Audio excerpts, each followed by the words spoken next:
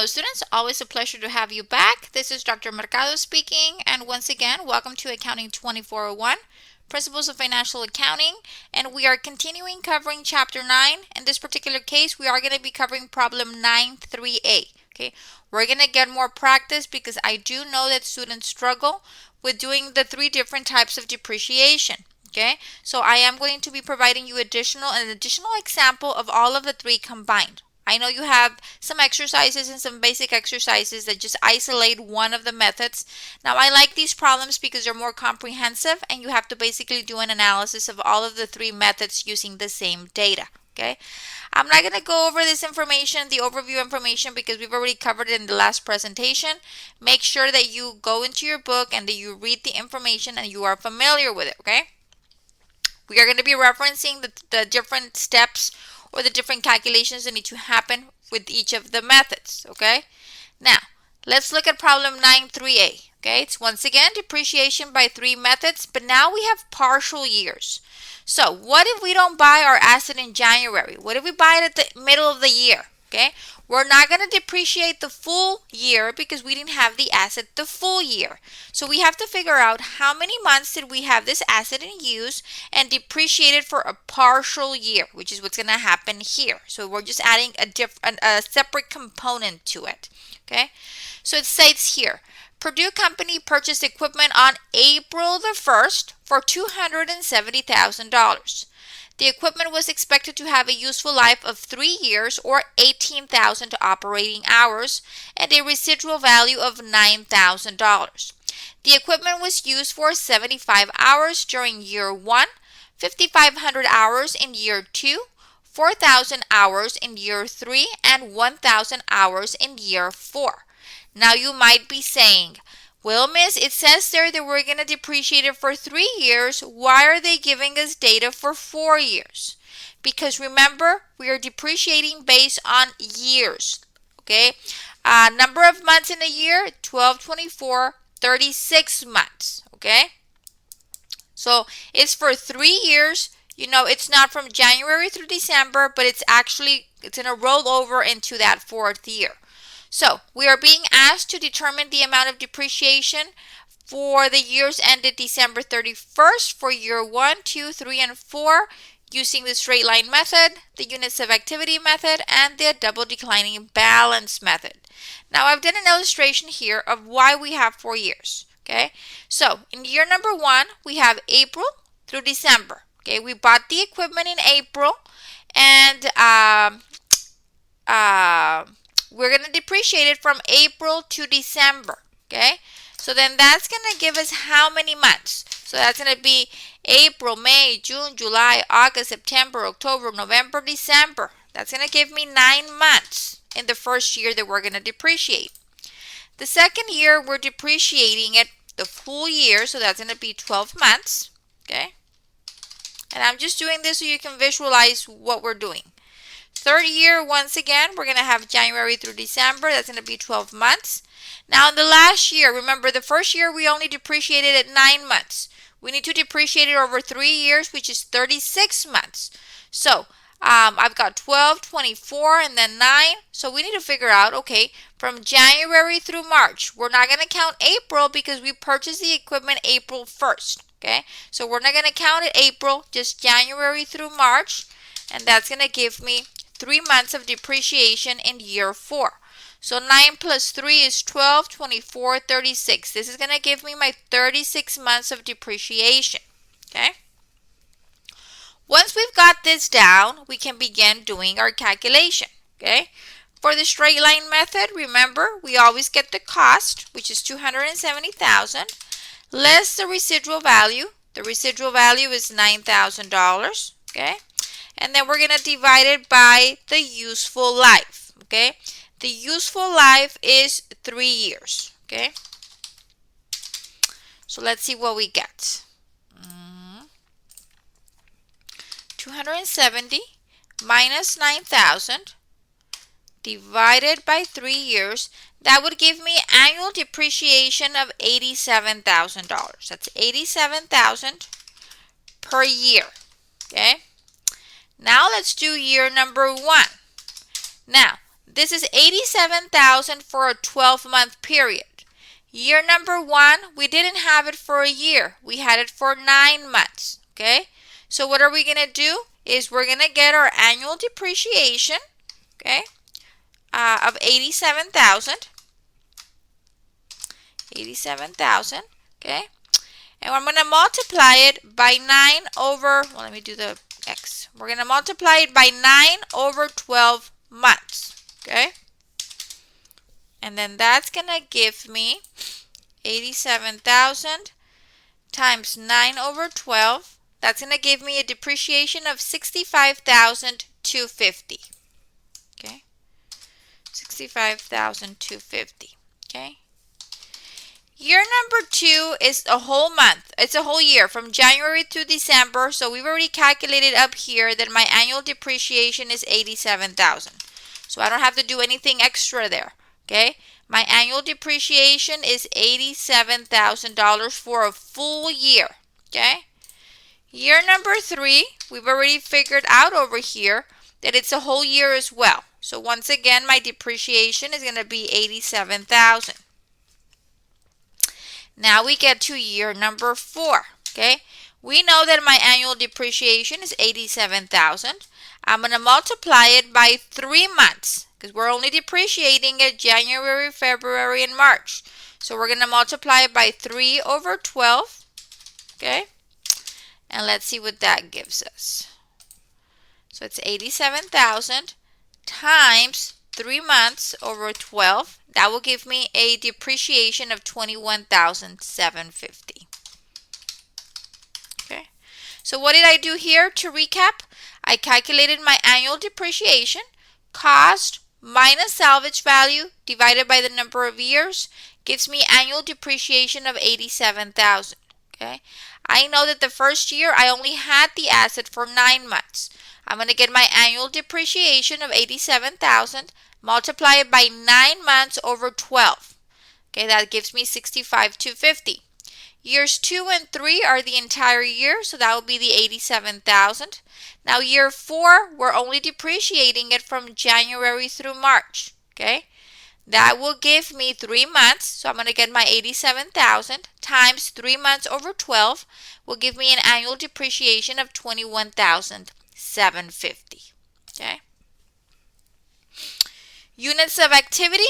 Here it's not really going to impact it because it's based on the activity per year and they give you that data. Okay. So let's first calculate the activity rate. Okay. So we're going to get the cost of 270,000. We're going to deduct the salvage value of 9,000. Okay. And then we're going to divide by the number of hours. And it says here that we have 18,000 operating hours. Okay. And that will give me 270 minus 9,000. That'll give me 261 divided by 18,000 hours. That's going to give me $14.50 per hour. So $14.50 per hour. Now that we have that, we can calculate year 1. Okay, we're going to get the rate of $14.50 and we're going to multiply by the number of hours. And it says here that the equipment was used 7,500 hours during year 1. So we're going to multiply that. And that gives me $14.50 times 7,500. That gives me $108,750.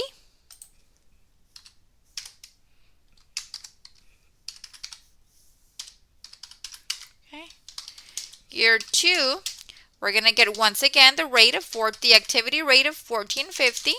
And for year 2, we used it 5,500 hours. That's provided in the data in your problem. 5,500 year 2. Okay. So we've got $14.50 times 5,500 hours. That gives me $79,750. Okay. Year 3, once again, we're going to get the activity rate of $14.50 and we're going to multiply it by the hours in year 3, which is 4,000 hours in year 3. then that's going to give me 1450 times 4,000. That's going to give me $58,000. In year 4, we're only going to get the hours used from January through March, which were 1,000 hours. We're going to get the activity rate of 1450.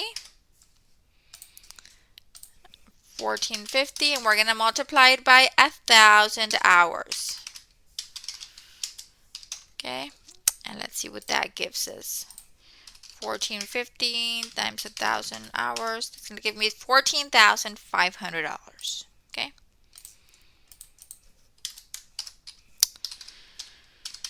Okay, so for the units of activity, we calculate the activity rate, cost minus residual value divided by the number of hours. Okay, and that's going to give us our activity rate.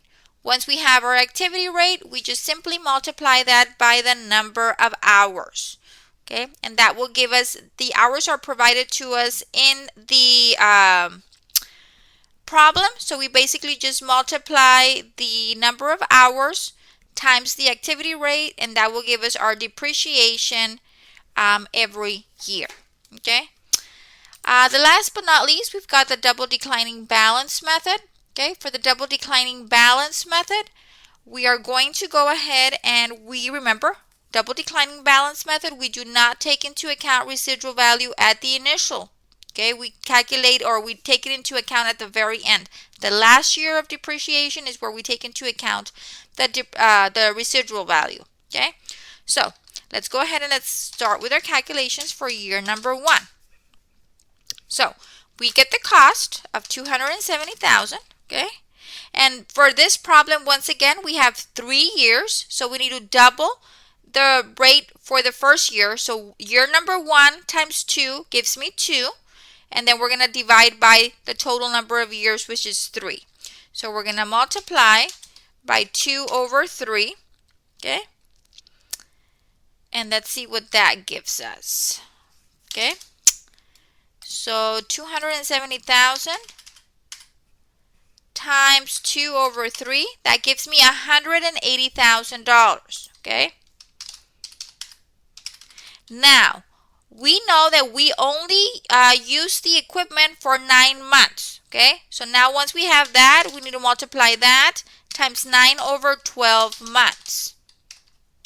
Okay, because we have to do that exception because we don't have it for the whole year, we only had it for 9 months. Okay, so 180,000 times 9 over 12 would give me $135,000. Okay, $135,000 for year number 1. Okay, now year number 2, we're going to go ahead and we're going to start off with the cost of $270,000. Okay, we're going to subtract our depreciation for year number 1, which is $135,000. Okay, and we're going to multiply by the rate of 2 over 3. Now for year 2, we don't have to worry about the number of months because we're depreciating it for the whole 12 months. Okay, so we're going to go ahead and we're going to get the 270 minus my depreciation for year number 1. Okay, times 2 over 3. That will give me a depreciation of $90,000. Okay.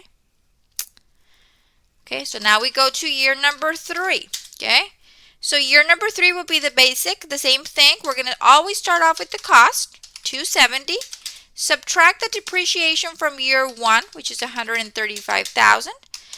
Subtract the depreciation for year 2, which is 90,000. Okay, and then you multiply by 2 over 3. Okay, and let's see what we get. So you always start off with the cost, deduct the depreciation for year 1, deduct the depreciation for year 2, and then once you get that, you multiply it by your rate of 2/3, and that will give you a depreciation of $30,000. Okay. Now this is where the fun part begins here, year number 4. Remember, when you're in that final year of depreciation, you have to take into account your residual value. Okay, so what are we going to do? We're going to go ahead and we're going to, for that last and final year, we're going to start off with the cost of $270.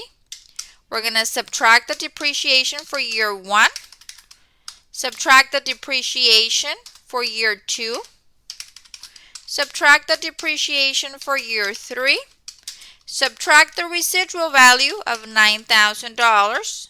Sorry about that. Of $9,000. And then that is the amount of depreciation you're going to have. Okay. So let's see what happens here. So we started off with the cost of $270.